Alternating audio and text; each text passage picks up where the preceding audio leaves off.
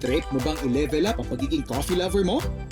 Pwede mong gawin yan dito sa Silver Coffee Roaster sa Cavite.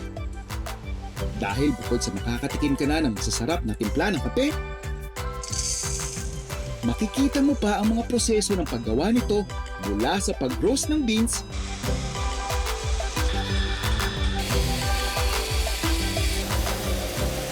hanggang sa makarating ito sa iyong tasa. At ang specialty nila rito, pour-over coffee na gamit ang iba't ibang mga local beans natin. Sa sobrang panalo ng experience, maging ang food explorer na si Caitlyn Stave, mas na-appreciate ang kape nang bumisita siya rito. What's super cool then is that they have their own roasting zone here, so you can really see how they do it. Okay, ready? So please tell me kung ano yung profile taste na unang nalasahan. Ooh, I can taste that. Yung nasabi no na like medyo winey yung taste. Ooh. It's because also for dahil dun sa altitude ng farm. So the more mataas yung altitude, the more winey and fruity yung coffee beans na nalasahan. Yeah, we roast our beans and we supply nationwide.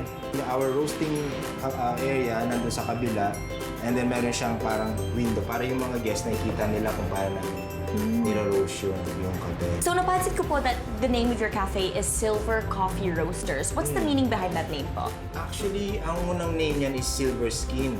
Pinikli ko lang ng silver kasi actually yung beans, meron siyang natitirang shaft or tinatawag nating silver skin. Oh! Once na na-roast siya. At hindi natatanggal yun, yung silver skin na yun, kapag hindi siya na-over-roast. So ngayon, kapag na-over-roast siya or na-dark roast, nawawala yung silver skin. So ngayon, lahat ng mga beans natin, may natitira pa rin siyang mga silver skin. That means quality yung roasting natin. That's why Silver Cafe or Silver Coffee Roasters yung name. It's more about quality. Tuturuan kita gumawa ng Ube Latte. Ganito siya. Yun, para ma-remove yung bubbles.